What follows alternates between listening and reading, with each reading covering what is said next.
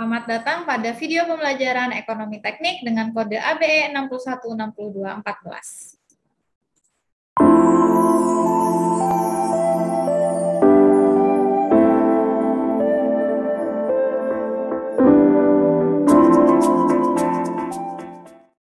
Pada video kali ini kita akan membahas tentang kesetaraan atau ekivalensi. Seperti biasa, sebelum masuk ke dalam pokok dari pembahasan, ada baiknya kita mengetahui capaian pembelajaran dalam materi kali ini.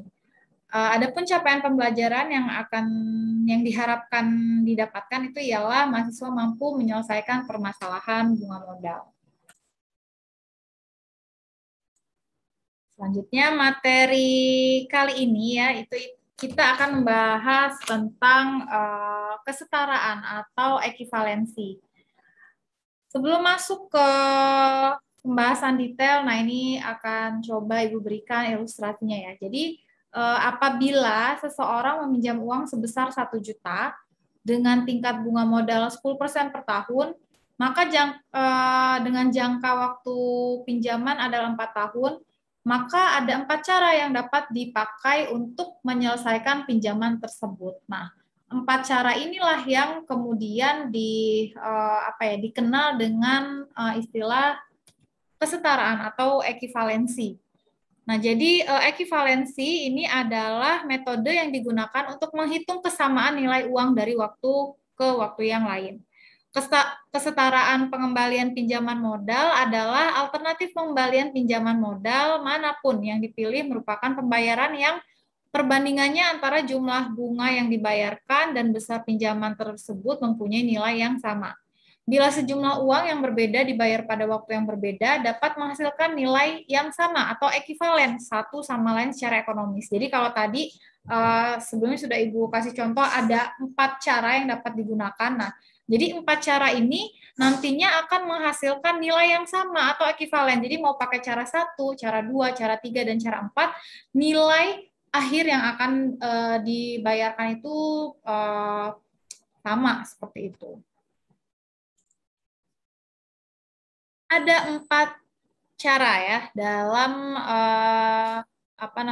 perhitungan kesetaraan. Yang pertama ialah membayar pokok pinjaman atau P dan bunga pinjaman atau I pada akhir masa pinjaman. Jadi bayar pinjaman pokok sama bunganya itu di akhir pinjaman. Itu cara pertama. Selanjutnya ada juga dengan membayar bunga atau I pada tiap akhir tahun dan membayar pokok pinjaman pada akhir masa pinjaman. Jadi dia setiap periode itu membayar bunganya dulu gitu. Jadi bunganya dicicil-cicil dulu, baru nanti terakhir itu dia membayar pinjaman pokoknya. Seperti itu. Itu juga masuk ke dalam metode ekivalensi. Kemudian selanjutnya itu bisa sebagian pinjaman pokok pinjaman dibayar per tahun dan bunga dibayar setiap tahun. Jadi setiap tahunnya itu membayar pokok pinjaman dan membayar bunga. Dan cara yang keempat ialah pokok pinjaman dan bunga dibayar dengan sejumlah angsuran yang besarnya tetap setiap tahunnya. Nah, jadi ini adalah 4 cara yang dapat digunakan untuk menghitung kesetaraan atau biasa disebut juga sebagai metode ekuivalensi. Ini contoh kasus ya yang tadi di awal sudah Ibu bahas. Jadi apabila seseorang meminjam uang sebesar 10.000 nih ya, 10.000 biar gampang hitungnya gitu ya. Dengan tingkat bunga modal 10% per tahun atau I. Dan jangka waktu peminjaman adalah 4 tahun. N-nya ya, N-nya 4 tahun. Maka ada beberapa cara yang dapat digunakan untuk menyelesaikan pinjaman tersebut. Oke, yang pertama ialah membayar pokok pinjaman dan bunga pada akhir masa pinjaman. Ya, jadi dia membayar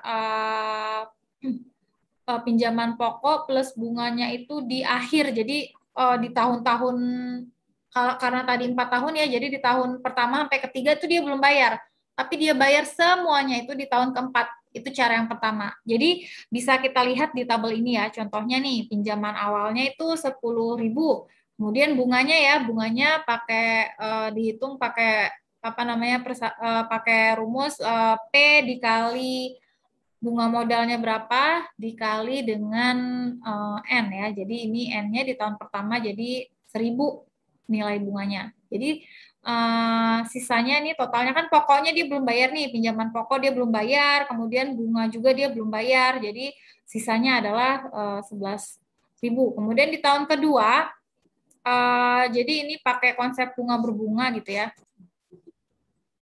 Nah, di tahun kedua itu dia membayar P-nya ini menggunakan sisa yang ini ya. Jadi ini pakai apa ya, bunga majemuk gitu ya. Jadi ini dipakai sebagai modal awalnya.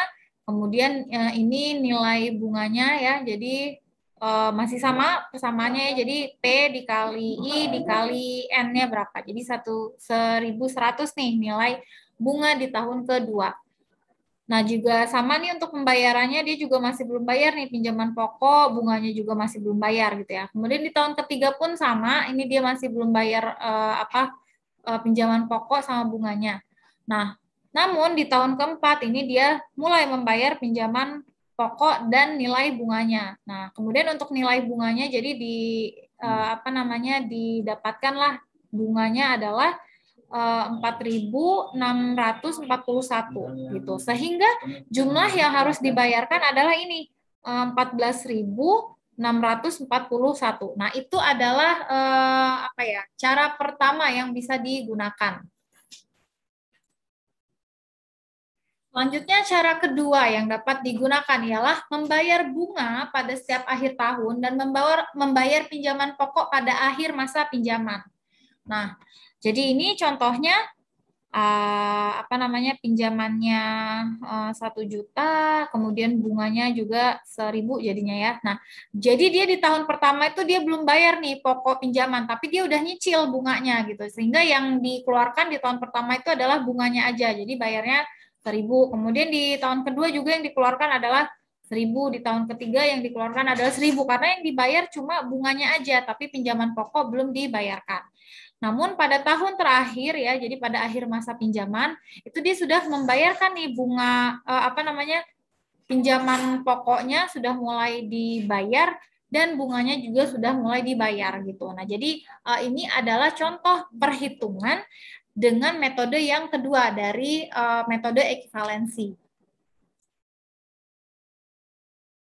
Selanjutnya, yang ketiga ialah sebagian pokok pinjaman dibayar per tahun dan bunga dibayar setiap tahun. Jadi dia pinjaman pokoknya itu dibayarnya per tahun lah gitu ya. Jadi terus juga bunganya dibayar setiap tahun gitu. Nah, jadi ini contohnya ya, ini contohnya. Jadi pinjaman awalnya 10.000, bunganya 1.000 nih ya. Kemudian karena dia membayar pinjaman pokoknya setiap tahun, jadi karena ini durasinya 4 tahun, jadi 10.000 dibagi 4. Jadi per tahunnya itu dia membayarkan pinjaman pokoknya sebesar 2.500 ya. Jadi 2.500, tahun kedua 2.500, sampai di tahun keempat 2.500. Nah, kemudian besarnya bunga yang dibayarkan adalah dikali sama ini ya pinjaman awalnya. Jadi di tahun pertama itu nilai bunganya 1.000. Kemudian di tahun kedua karena ini udah dibayar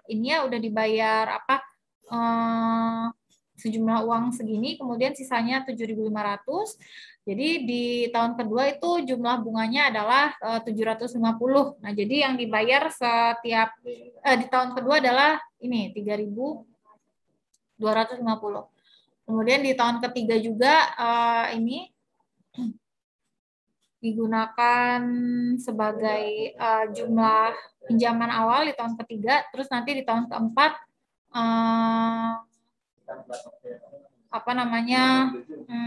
pinjaman awalnya ini ya 2.500 gitu. Jadi dia setiap periode itu selalu membayar biaya pokok plus bunganya. Nah, itu metode yang ketiga.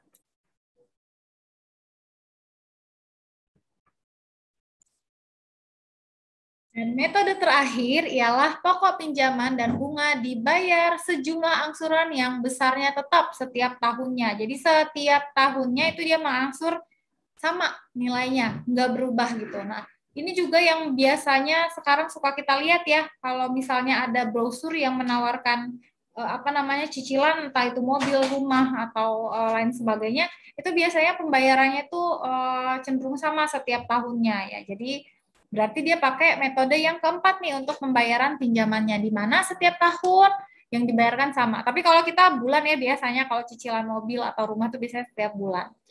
Nah, jadi ini untuk apa ya? Untuk menghitungnya itu ialah kita menghitung angsurannya itu bisa menggunakan tabel bunga majemuk gitu ya. Jadi nanti disesuaikan dengan berapa suku bunganya dan berapa apa namanya periode pinjamannya. Kemudian nanti kita bisa memperoleh nilai A per P ini, A per P, I, N ini dari tabel bunga majemuk. Lalu dikalikan dengan P, dikalikan dengan modal, dikalikan dengan pinjamannya. Jadi diperolehlah angsurannya ini.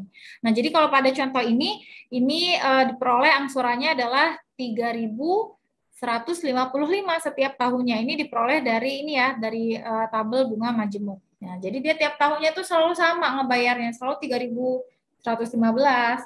Memang nanti yang dibayarkannya akan lebih dari pokok pinjaman awal gitu. Nah, tapi ini yang juga sering kita gunakan ya di kehidupan bermasyarakat ini gitu. Nah, dari sini ini jika kita bandingkan ya antara jumlah bunga yang dibayarkan dengan pinjaman itu nilainya sama. Jadi dengan cara pertama itu jumlah pinjamannya kan jadinya 46.410, kemudian jumlah bunganya 4.641. Jadi perbandingannya adalah 0,1. Kemudian metode yang kedua ini sama nih ya. Jumlah pinjamannya 40, jumlah bunganya 4.000, jadi perbandingannya 0,1.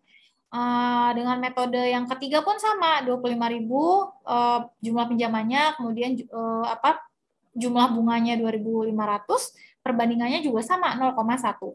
Terus dengan metode yang keempat juga sama ya. Jadi jumlah pinjamannya 26.186, kemudian jumlah suku bunganya 2.619 ya, ini pembulatan ya. Jadi perbandingan juga sama 0,1.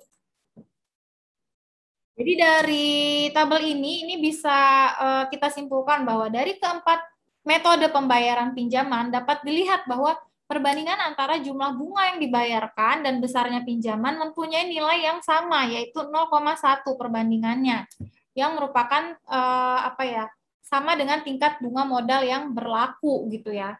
Nah, dari perhitungan ini juga ya dapat kita simpulkan juga bahwa semua alternatif pembayaran itu bersifat setara. Jadi mau bayar apa namanya, mau bayar bunganya dulu, modalnya nanti, atau mau bayar semuanya nanti, atau mau dicicil setiap tahun besarnya sama, itu apa namanya, pembayarannya itu tetap setara atau tetap sama ya. Jadi apapun metodenya itu apa jumlah yang dibayarkan itu akan tetap atau perbandingan itu akan sama. Alternatif pengembalian manapun yang kita pilih itu merupakan pengembalian pinjaman sejumlah uang senilai tadi ya 10.000 untuk waktu sekarang pada tingkat suku bunga 10% per tahun.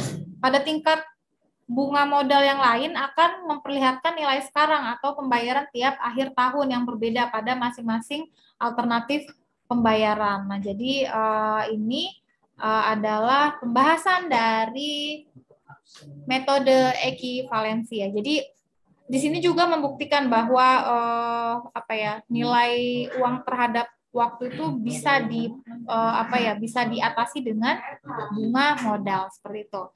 Oke, ini saja materi yang yang apa yang bisa Ibu sampaikan untuk materi kesetaraan ini. Semoga apa yang telah disampaikan bisa menambah pemahaman kalian tentang konsep kesetaraan atau metode ekivalensi.